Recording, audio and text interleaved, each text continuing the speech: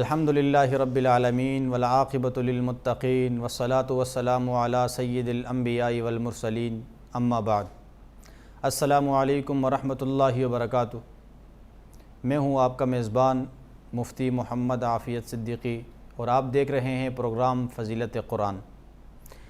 سامعین، رمضان المبارک کا بابرکت مہینہ ہمارے زندگیوں میں آیا ہے۔ اس مبارک مہینے سے جتنا ہو سکے ہم اپنی آخرت بنائیں، اللہ رب العزت سے مغفرت طلب کریں اور اپنی بخشش کروائیں۔ کل کے پروگرام میں آپ حضرات سے میں نے قرآن کریم کی تلاوت کے حوالے سے گفتگو کیا تھا، کیونکہ جو سلسلہ ہمارا پہلے سے چلتا آ رہا ہے اس سلسلے میں کچھ باتیں رہ گئی ہے، اسی کو لے کر آگے چلتے ہیں۔ تلاوت قرآن کی فضیلت کی بات چل رہی تھی، اس کی اہمیت کے حوالے سے تفصیلاً احادیث اور قرآن کی روشنی میں آپ کو آگاہ کر دیا۔ امید اللہ تبارک و تعالیٰ کی ذات سے یہ ہے کہ آپ حضرات نے اس کو سنا اور عمل کرنے کی اللہ ہم سب کو توفیق عطا فرمائے۔ قرآن مجید فرقان حمید رمضان المبارک کے اندر چونکہ نازل ہوا ہے تو اس سے نسبت بہت بڑی ہے۔ اس قرآن کو اللہ تبارک و تعالیٰ نے قرآن میں فرمایا کہ لو انزلنا هذا القرآن على جبل لرأيته خاشعا متصدعا من خشیۃ اللہ، کہ اگر یہ قرآن میں کسی پہاڑ پر نازل کرتا تو وہ پہاڑ اس قرآن کے بوجھ کو برداشت نہیں کر سکتا، وہ دب کر پھٹ جاتا، لیکن میں نے انسان پر نازل کیا اور انسان نے اس بوجھ کو برداشت کیا، تو یہ بہت عظیم کتاب ہے۔ رمضان المبارک کے معمولات کے حوالے سے قرآن کی تلاوت کی بھی بات کی کہ قرآن کی تلاوت رمضان میں زیادہ سے زیادہ کرنا چاہیے۔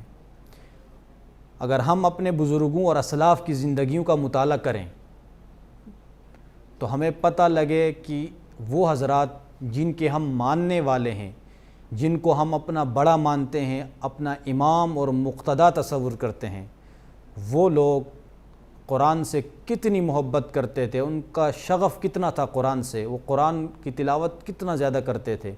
آپ اندازہ لگائیں، امام اعظم ابو حنیفہ رحمہ اللہ کے بارے میں آتا ہے کہ وہ رمضان المبارک کے اندر، صرف رمضان المبارک کے اندر 61 مرتبہ یعنی 60 اور 61 مرتبہ قرآن مجید ختم فرماتے تھے رمضان کے اندر، تراویح اور اس کے علاوہ۔ تراویح میں بھی ختم کرتے تھے اور نمازوں میں پڑھتے تھے، اس کے علاوہ تلاوت کرتے تھے، یعنی پورے رمضان میں 61 مرتبہ قرآن ختم فرماتے تھے۔ آپ اندازہ لگائیں، ہم ان کے ماننے والے ہیں، ہم حنفی کہلاتے ہیں، ان کے ماننے والے، ان کے مقلد ہیں، تو ہمیں بھی ان کے نقش قدم پر چلنا چاہیے، ان کی طرح ہمیں بھی تلاوت سے شغف ہونا چاہیے۔ امام شافعی رحمہ اللہ کے بارے میں آتا ہے کہ رمضان میں وہ 60 قرآن ختم فرماتے تھے۔ اسی طرح علامہ شامی رحمہ اللہ، ان کے بارے میں آتا ہے کہ وہ رمضان المبارک کے اندر 30 قرآن ختم فرماتے تھے، یعنی روزانہ 1 ختم فرماتے تھے۔ اور زمانے قریب کی بات کر رہا ہوں، رشید احمد گنگوہی رحمہ اللہ کے بارے میں آتا ہے کہ وہ روزانہ آدھا قرآن پڑھتے تھے، یعنی رمضان میں 15 ختم فرماتے تھے، رمضان المبارک میں 15 قرآن ختم کرتے تھے۔ تو یہ ہمارے اسلاف ہیں جن کے ہم ماننے والے ہیں، اور ان کی زندگیوں کا مطالعہ ہم کریں تو یہ ہمیں ملتا ہے کہ قرآن سے ان کی محبت، ان کا شغف اتنا زیادہ تھا، کیونکہ وہ جانتے تھے کہ اصل زندگی آخرت کی زندگی ہے، اس کے لیے جو سامان ہے یہی ہے کہ قرآن پڑھیں، اللہ کو راضی کریں، عبادت کریں، گناہوں سے بچیں، توبہ استغفار کی کثرت کریں۔ تو وہ لوگ جان چکے تھے دنیا کی حقیقت کو، اس لیے وہ اس طرف مائل ہو گئے۔ تو ہمیں بھی اللہ تبارک و تعالیٰ دنیا کی حقیقت جاننے کی توفیق عطا فرمائے۔ تو یہ 5 باتیں آپ کو بتا دی۔ اب اگلی بات، قرآن یعنی 5 عبادتیں جو خاص طور پر رمضان میں کی جاتی ہے، وہ آپ کو بتا دی کہ فرائض کی پابندی کرنی ہے، تہجد کی پابندی کرنی ہے، سحری کھانی ہے، روزے پابندی سے رکھنے ہیں، اور قرآن کی تلاوت کرنی ہے۔ اور چھٹی بات جو رمضان میں خاص طور پر چھٹا عمل جو ہمیں کرنا ہے وہ یہ ہے کہ توبہ استغفار کی کثرت، کیونکہ یہ مہینہ جو دوسرا عشرہ ہے مغفرت کا ہے، تو پورے رمضان میں ہم اللہ تبارک و تعالیٰ سے مغفرت ہی طلب کریں، خاص طور پر دوسرے عشرے میں کہ ہم اللہ سے خوب گڑ گڑا کر اپنی بخشش کروائیں، توبہ کریں، استغفار کریں، اپنے گناہوں پر نادم ہو، کیونکہ ہم تو فرشتے بھی نہیں، ہم اور آپ فرشتے نہیں ہیں کہ ہم سے گناہی سرزد نہ ہو، اور نہ ہمیں شیطان کی طرح گناہ پر گناہ کرتے جانا چاہیے، بلکہ جب جب گناہ ہو فوراً اللہ تبارک و تعالیٰ کی طرف رجوع کریں، اللہ سے توبہ کریں، اللہ سے اپنے گناہوں کی بخشش مانگیں، تاکہ آئندہ کے لیے ہم اللہ اور اس کے رسول کی نافرمانیوں سے بچ سکیں۔ ہم جتنا اللہ سے مانگیں گے، اللہ تو غفور الرحیم ہے، وہ چاہتے ہیں کہ میرے بندے مجھ سے مانگے، وہ کہتے ہیں کہ میرے بندے مجھ سے مانگے، میں عطا کرنے والی ذات ہوں۔ اگر ایک بندہ یہ سمجھتا ہے یار میں تو توبہ کرتا ہوں پھر ٹوٹ جاتا ہے، پھر کرتا ہوں پھر ٹوٹ جاتا ہے، چھوڑو، گناہ کرتے رہو، پھر جب تمام گناہ کروں گا تو پھر توبہ کروں گا، یہ شیطان کی چال ہے۔ یہ شیطان انسان کے دماغ میں ڈالتا ہے کہ تو گناہ کرتا ہے پھر توبہ کرتا ہے، تو کتنا بے شرم آدمی ہے کہ تو اللہ سے شرماتا بھی نہیں، اتنے توبے کرتا ہے پھر توڑ دیتا ہے، تو پھر کس منہ سے تو اللہ سے توبہ کرتا ہے، توڑ دیتا ہے؟ تو یہ ایک شیطانی وسوسہ ہے، یہ چال ہے شیطان کی بہکانے کی۔ شیطان بہکاتا ہے کہ تاکہ بندہ توبہ نہ کرے، اسی طرح دنیا سے جائے۔ تو بار بار ٹوٹ جائے توبہ بار بار کرو، جتنی بار ٹوٹ جائے بار بار کرو، کیونکہ اللہ تبارک و تعالیٰ رحیم کریم ذات ہے، وہ تو دینے کے لیے بیٹھے ہیں، ہم جتنی بار مانگیں گے اللہ اتنی بار ہمیں عطا کرتے ہیں۔ تو اس لیے اللہ تبارک و تعالیٰ سے ہمیں دور نہیں ہونا چاہیے، توبہ و استغفار کرتے رہنا چاہیے۔ اس حوالے سے آپ کے سامنے ایک حدیث آپ علیہ الصلاۃ والسلام کی ذکر کر دوں کہ آپ صلی اللہ علیہ وسلم نے ارشاد فرمایا، ان الشیطان قال وعزتک یا ربی لا ابرح اغوی عبادک ما دامت ارواحهم فی اجسادہم قال الرب وعزتی وجلالی لا ازال اغفر لهم ما استغفرونی۔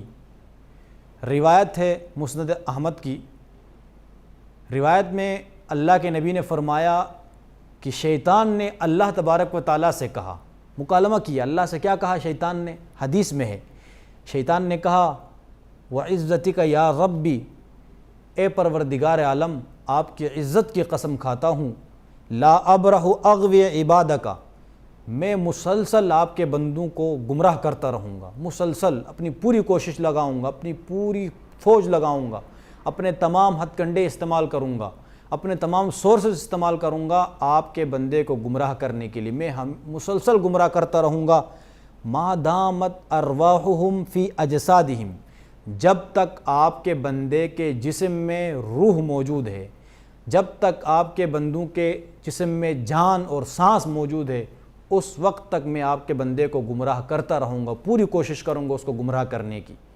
یہ شیطان نے اللہ تبارک و تعالیٰ سے کہا۔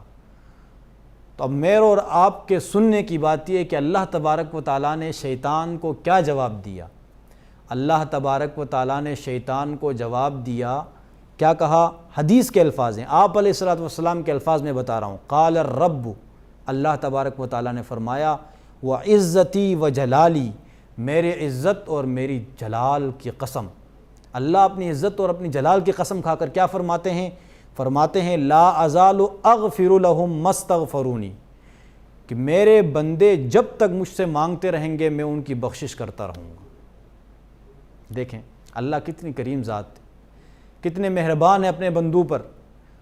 شیطان نے کہا کہ میں مسلسل آخری سانس تک گمراہ کرنے کی کوشش کروں گا، ان کو گمراہ کروں گا، تو اللہ نے جواب میں کہا وہ جب تک جتنی بار مجھ سے معافی طلب کریں گے، بخشش طلب کریں گے، میں اپنے بندوں کو معاف کروں گا، ان کی بخشش کروں گا۔ تو اب اللہ منتظر بیٹھے ہیں کہ میرے بندے مجھ سے بخشش طلب کریں، تو اب ہمیں مانگنے کی دیر ہے کہ ہم اللہ سے مانگے ہاتھ اٹھا کر کہ یا رب ذوالجلال ہماری بخشش فرما، رمضان المبارک کے اس مغفرت والے عشرے میں ہماری مغفرت فرما ہم سب کی۔ تو یہ ہمیں مانگنے کی دیر ہے۔ اور اسی طرح جو ہم سے سابق زندگی میں گناہ ہو چکے ہیں، جب توبہ کرتے ہیں، استغفار کرتے ہیں، تو وہ گناہ بالکل ختم ہو جاتے ہیں، ایسے ہیں کہ وہ اعمال نامے میں تھے نہیں، وہ مٹا دیے جاتے ہیں۔ جس طرح پنسل سے کوئی چیز لکھ دی جاتی ہے، لکھنے کے بعد مٹا دیا جاتا ہے تو وہ نظر نہیں آتی ہے کہ وہ لکھا بھی تھا یا نہیں تھا، بالکل اسی طرح گناہ کرنے کے بعد جب توبہ کی جاتی ہے تو وہ گناہ بالکل اس طرح مٹا دیا جاتا ہے اس توبے کے ربڑ سے کہ وہ گناہ اعمال نامے سے ختم، پھر کبھی وہ نظر نہیں آتے۔ اللہ کے نبی نے فرمایا التائب من الذنب کمن لا ذنب لہ، کہ گناہوں سے توبہ کرنے والا ایسا ہے جیسے اس نے گناہ کیا ہی نہیں، یعنی اس نے زندگی میں گناہ کی نہیں، ایسے ماں کے پیٹ سے ابھی نکل کے آیا ہے، ننھا منھا بچہ، اس کا کوئی گناہ نہیں ہے نا، وہ بالکل معصوم ہے۔ بالکل اسی طرح توبہ کرنے والا شخص بھی گناہوں سے پاک ہو جاتا ہے، تو ہمیں توبہ کرتے رہنا چاہیے۔ اللہ رب العزت کا فرمان ہے قرآن میں، اللہ تو منتظر بیٹھے ہیں کہ ہمیں دیں، ہم مانگنے والے بن جائیں بس۔ اللہ فرماتے ہیں وقال ربکم ادعونی استجب لکم، تمہارا رب، میرا رب ہم سے کیا کہتے ہیں؟ کہہ رہے ہیں کہ مجھ سے مانگنے والا کوئی ہے کہ میں دوں، بس اللہ تبارک و تعالیٰ مغفرت کرنے، بخشش کرنے والی ذات ہے، لیکن ہم مانگیں۔ لیکن آگے فرماتے ہیں ان الذین یستکبرون عن عبادتی سیدخلون جہنم داخرین، وہ لوگ جو میرے عبادت سے تکبر کرتے ہیں، غرور کرتے ہیں، میری عبادت کے قریب نہیں آتے ہیں، مجھ سے معافی نہیں مانگتے ہیں، میرے عبادات بجا نہیں لاتے ہیں، میری فرمانبرداری نہیں کرتے ہیں، تو عنقریب وہ جہنم میں ذلیل اور خوار اور رسوا ہو کر داخل ہوں گے۔ تو یہ عنقریب ہے، یعنی قیامت میں یہ ہوگا۔ تو اس لیے اللہ تبارک و تعالی ہم سب کو جہنم سے بچائے اور جنت الفردوس میں اعلیٰ مقام نصیب فرمائے، ہم سب کو ہماری مغفرت فرمائے اس مغفرت والے عشرے میں۔ اسی طرح توبے کے حوالے سے اللہ نے فرمایا وَتُوبُوا إِلَى اللَّهِ جَمِيعًا أَيُّهَا الْمُؤْمِنُونَ لَعَلَّكُمْ تُفْلِحُونَ، لوگو اے ایمان والو اللہ کی طرف رجوع کرو، اللہ سے توبہ کرو تاکہ تم کامیاب لوگ بن جاؤ، تاکہ تم کامیابی حاصل کر سکو۔ وَتُوبُوا إِلَى اللَّهِ تَوْبَةً نَصُوحًا، ایک جگہ میں فرمایا یا ایھا الذین آمنوا توبوا إِلَى اللَّهِ تَوْبَةً نَصُوحًا، خالص توبہ کرو اللہ سے، یعنی پکا اللہ سے توبہ کرو کہ اللہ اب ہم نے گناہ نہیں کرنے، اب ہم نے آپ کی نافرمانی نہیں کرنی، اب ہم نے آپ کو راضی کرنا ہے، آپ کے رضا والے کام کرنے ہیں۔ توبہ کرنے سمے عار اور شرم نہیں محسوس کرنی چاہیے۔ آپ علیہ السلام نے فرمایا لوگو اللہ سے توبہ کرو، کرتے رہا کرو، اور اس سے اپنے گناہوں کی بخشش مانگو اللہ سے۔ میں ایک دن میں 100 مرتبہ توبہ کرتا ہوں، یہ مسلم کی روایت ہے۔ آپ علیہ السلام نے فرمایا لوگو اللہ سے توبہ کرو، اللہ سے اپنی بخشش مانگو، میں محمد صلی اللہ علیہ وسلم اللہ سے دن میں 100 مرتبہ، ایک دن میں 100 مرتبہ توبہ کرتا ہوں۔ تو آپ دیکھیں آپ علیہ السلام تو معصوم تھے، گناہوں سے بالکل معصوم تھے، لیکن آپ توبہ کرتے تھے۔ کیوں کرتے تھے؟ کیا ضرورت تھی اللہ کے نبی کو توبہ کرنے کی؟ آپ علیہ السلام امت کے لیے مانگتے تھے کہ یا رب امتی، اے پروردگار میری امت کی بخشش فرما، میری امت کو جہنم سے بچا، اور امت کو تعلیم دے رہے تھے کہ میں جب معصوم ہونے کے باوجود اللہ سے اتنا مانگتا ہوں، اتنا دن میں 100 مرتبہ توبہ کرتا ہوں، تو آپ لوگ امتی تو معصوم نہیں ہو، تو آپ کو تو اس سے زیادہ اللہ سے توبہ کرتے رہنا چاہیے، دن میں 100 سے زیادہ مرتبہ اللہ سے استغفار کرتے رہنا چاہیے۔ اور اسی طرح آپ صلی اللہ علیہ وسلم نے فرمایا کہ اس قادر مطلق کی قسم جس کے قبضے قدرت میں میری جان ہے، اگر تم اتنی خطائیں کرو، اتنے گناہ کرو جس سے زمین اور آسمان بھر جائیں، اتنے گناہ آپ نے کیے کہ زمین اور آسمان بھر گئے آپ کے گناہوں سے، لیکن اللہ کے نبی فرماتے ہیں پھر بھی تم اپنے رب سے مغفرت طلب کرو، مغفرت کی دعا کرو اپنے رب سے، تو اللہ تعالیٰ آپ کو معاف ضرور کریں گے۔ کیونکہ اللہ تبارک و تعالیٰ، اللہ کے نبی نے فرمایا کہ 70 ماؤں سے زیادہ اپنے بندے سے محبت کرتے ہیں۔ ایک ماں اپنے بیٹے کو جہنم میں جلتا ہوا، آگ میں جلتا ہوا نہیں دیکھ سکتی، تو اللہ تبارک و تعالیٰ جو اپنے بندے سے 70 ماؤں جتنا پیار کرتے ہیں، محبت کرتے ہیں، وہ کیوں چاہیں گے کہ ہم جہنم میں جلیں؟ تو اس لیے استغفار کی کثرت خاص طور پر رمضان کے اندر اپنا معمول بنانا چاہیے۔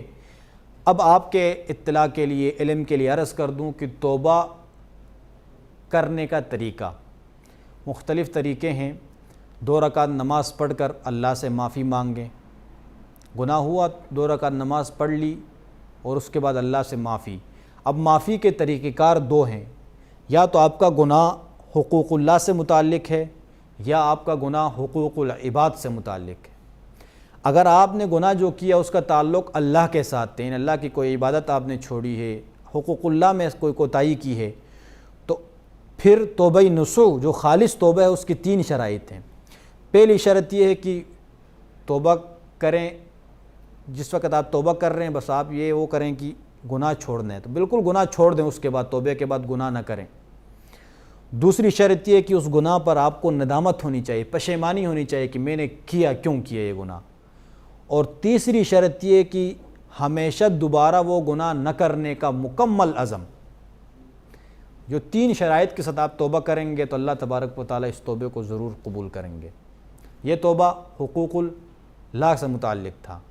اگر آپ کا گناہ حقوق العباد سے متعلق ہے، یعنی کسی کا آپ نے مال چوری کیا ہے، مال غصب کیا ہے، کچھ بھی چیز آپ نے غصب کی ہے،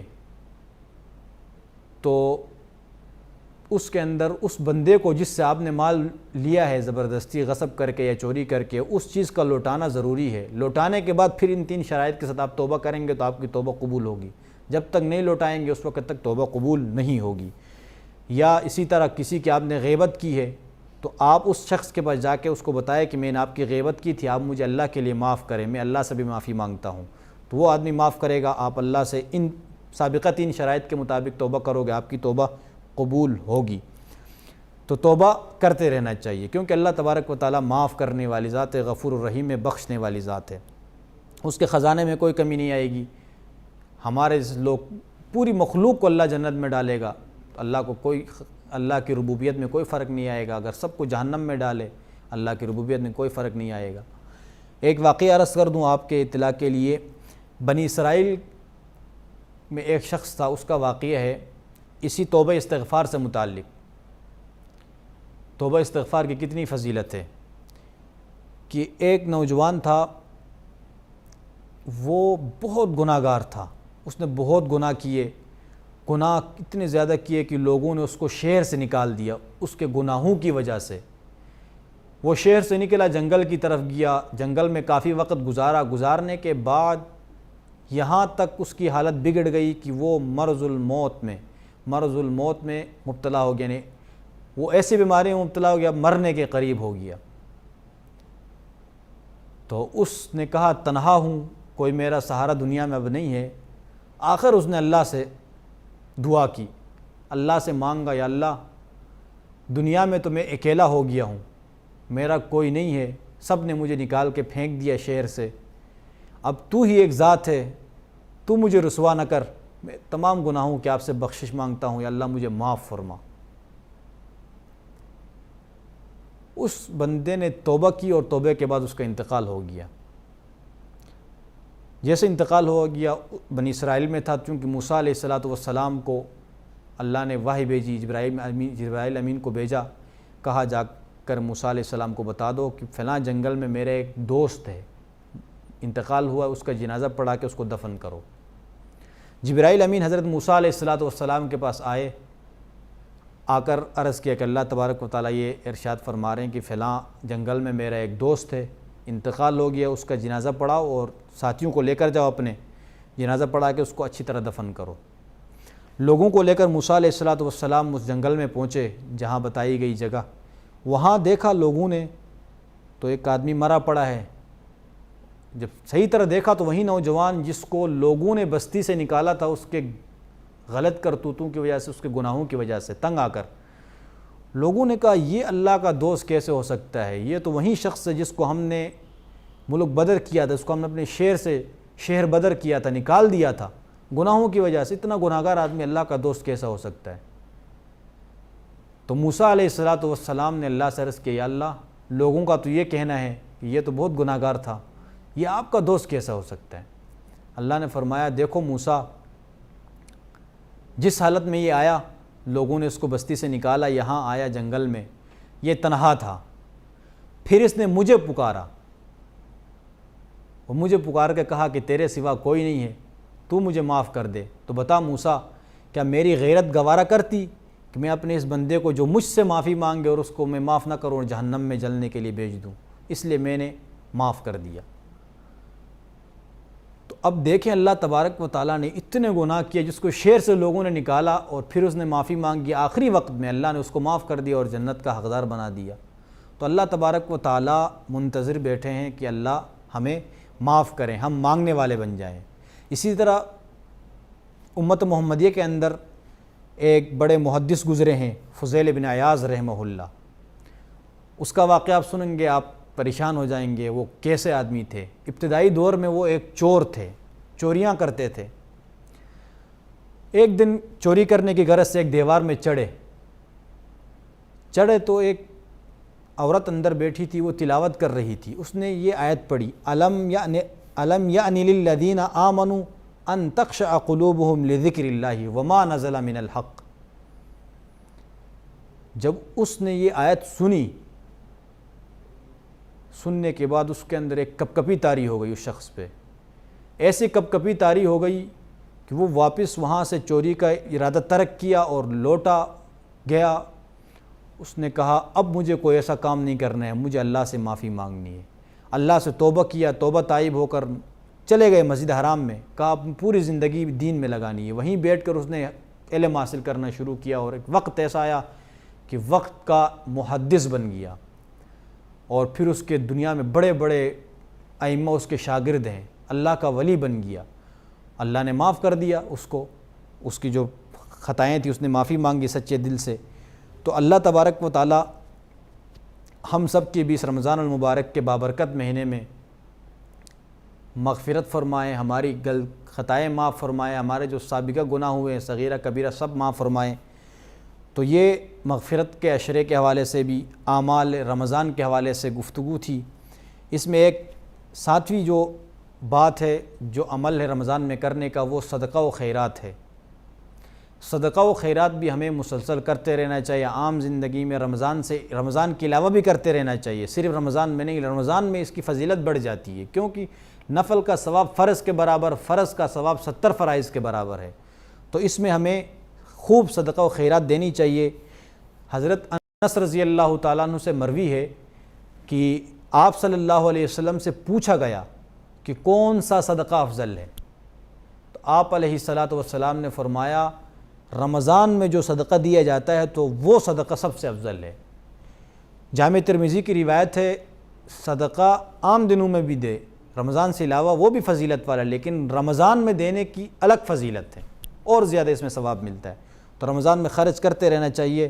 اللہ تبارک و تعالیٰ نے بھی اپنے کلام کے اندر خرچ کرنے والوں کے حوالے سے کیا فرمایا، یا ایھا الذین آمنوا، یا ایھا الذین آمنوا کہہ کر مومنین اور مسلمانوں کو خطاب کیا۔ اللہ نے فرمایا یا ایھا الذین آمنوا انفقوا مما رزقناکم من قبل ان یأتی یوم لا بیع ولا خلۃ ولا شفاعہ والکافرون هم الظالمون۔